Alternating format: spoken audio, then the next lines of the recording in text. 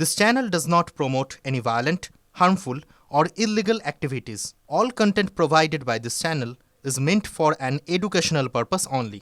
অধ্যক্ষ মহোদয় জাকিৰ হুছেইন সিকদাৰ ডাঙৰীয়া এটা প্ৰশ্ন আনিছে যে ডিচিয়ে কেনেকৈ চিনাক্তকৰণ কৰিব আৰু কি প্ৰক্ৰিয়া ল'ব। এই আইনখনত লিখা আছে যে ডিচি সন্তুষ্ট হ'লেই হয়। এটোটো নিয়ম হ'ব নোৱাৰে। এটোটো নিয়ম হ'ব নোৱাৰে। এটোটো কেনেকৈ নিয়ম হ'ব? এতিয়া কেনেকৈ নিয়ম হ'ব? মাননীয় অধ্যক্ষ মহোদয় এক মিনিট এই আচ্ছা আপোনালোক বহি আচ্ছা এই আইনখন মই কৰিছিলো নেকি? এইখন আইন জৱাহৰলাল নেহৰুৱে কৰা আইন। স্যাৰ যিখন 6A সেইখনো থাকিব স্যাৰ লিখা আছে স্যাৰ সেইখনৰ লগত এটা মই পঢ়ি দিছো সুপ্ৰিম কোৰ্টৰ পেৰেগ্ৰাফ আপনি লৈ যাও ৰাজু ভাই এক minute Honorable Supervisors replying, please sit down. আচ্ছা Supreme Court judgment that reference the Immigrants Expulsion from Assam Act 1950. This appears in the majority opinion authored by Justice Surya Kant. পঢ়ি দিছো মই The provision of the Immigrants Expulsion from Assam Act 1950 shall also be read into Section 6A and shall be effectively employed for the purpose of identification of illegal immigrants. Identification. Question is the identification. Question is the identification. How the identification is established? আপোনালোকে মোৰ লগত যেনেকৈ debate কৰিছে মইতো জাজ নহয়। আপোনালোকে মোক কি কৰে মইতো সুপ্ৰিম কোৰ্ট অৰ্ডাৰ এটা পঢ়ি আছো ভুল মোৰ যদি ভুল হৈছে সুপ্ৰিম কোৰ্টত আপোনালোক যাব আপোনালোকক শুদ্ধ কৰি দিব মই জাষ্ট ইয়াতে মোৰ লগত জাষ্ট ইন্টাৰপ্ৰিটেশন স্যাৰ আমাক কেন্দ্ৰীয় গৃহমন্ত্ৰীয়ে স্যাৰ ট্ৰাইব্যুনেলখিনি বঢ়াই দিম বুলি কৈছিল এই জাজমেন্টটো কি কথাটো হ'ল যে ইট ইজ নট এডিকুৱেট মাননীয় টাৰ্মিনেল বঢ়াব লাগে sir the stand of the Assam government আপোনালোককতো মই অসম চৰকাৰৰ হৈ উত্তৰটো দিব পাৰো ভুল হলে মোৰ কোৰ্টত যাব the stand of the Assam government is very clear we are going to effectively আপুনি কিয় খাৰা হৈছে বক মোক খালি মোৰ আপোনালোকে অসম গভৰ্ণমেণ্টৰ স্থিতিটোক বিৰোধিতা কৰা আপোনালোকৰ অধিকাৰ আছে বিৰোধিতা কৰক ৰেকৰ্ডত ৰাখি দিয়ক কিন্তু মোৰ স্থিতিটো হ'ল যে এতিয়াৰ পৰা অসমত বিদেশী চিনাক্তকৰণৰ ক্ষেত্ৰত আমি দুটা ৰাস্তা ল'ম এটা ট্ৰিব্যুনেল আৰু এটা ইলিগেল এক্সপালছন এক্ট 1950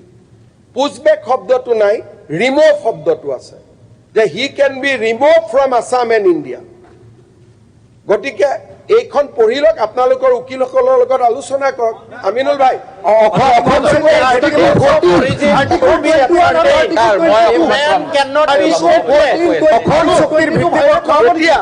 মই আৰু এটা বেলেগ লাইনত আমাৰ এক মিনিট আপোনালোকে ক'ব ইমান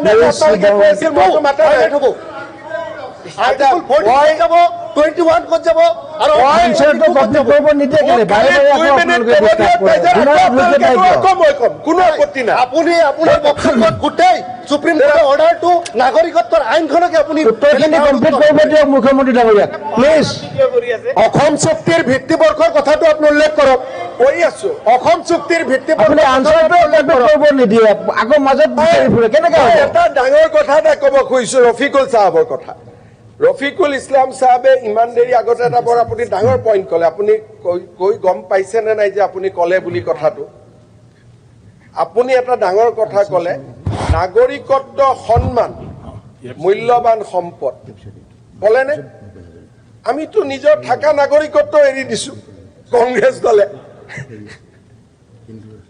এটা ফেমিলি চাৰিটাই তিনিটাই নিজে নাগৰিকত্ব এৰি দিছে নালাগে বুলি গতিকে কংগ্ৰেছৰ কাৰণে নাগৰিকত্ব মূল্যৱান সম্পদ হ'বই নোৱাৰে কংগ্ৰেছৰ কাৰণে ব্যক্তিগত কথা এনেকুৱা কথা হ'বই নোৱাৰে বাংলাদেশ পাকিস্তান বিদেশী নাগৰিকৰ কথা কৈছে নাগৰিকত্বটো এটা সকলোৰে কথা এইটো কথা হ'ব নোৱাৰে ছাৰ কেনেকুৱা কথা কৈ আছে ছাৰ তেখেতৰ আৰু ব্যক্তিগত কথা ইয়াত নকওঁ ছাৰ কিন্তু এনেকুৱা কথা কোৱা উচিত নহয় সদনৰ মৰ্যাদা ৰাখি যিজন মানুহে নিজে ইয়াত ছাৰ ডিফেণ্ড দিব নোৱাৰে এইটো আপুনি জানে ছাৰ এনেকুৱা কথাখিনি ক'বলৈ নিদিব মাননীয় অধ্যক্ষ মহোদয় জাকিৰ হুছেইন সিকদাৰ ডাঙৰীয়া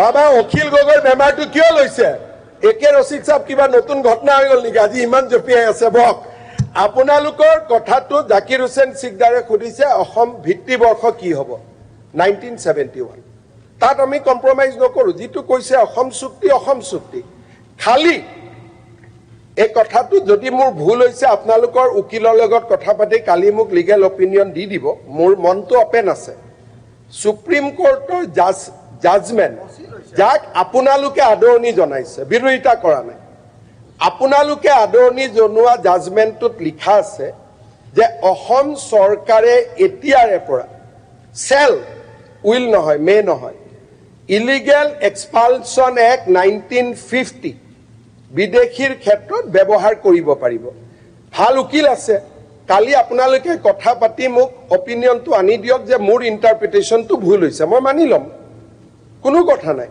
খালি মই ইমানে অনুৰোধ কৰিম কাৰণ আজিতো ডিবেট চলি থাকিব আজি ৰাতি কোনোবা এজন ভাল উকিলৰ তাত যাওক কথা বতৰা পাতক পাতি ৰিটেন অপিনিয়ন এটা মোক আনি দিয়ক যে সুপ্ৰিম কোৰ্টে কোৱা কথাটো মই কোৱাটো ভুল মানুহ মাত্ৰেই ভুল হয় কিন্তু যেতিয়ালৈকে মই শুদ্ধ বুলি ভাবি থাকিম পুশবেক চলি থাকিব আৰু যিদিনা Uzbek is against international declaration of human rights. A man cannot be stateless. Being a head of the state, thank second you. cannot go against the international law and our constitution.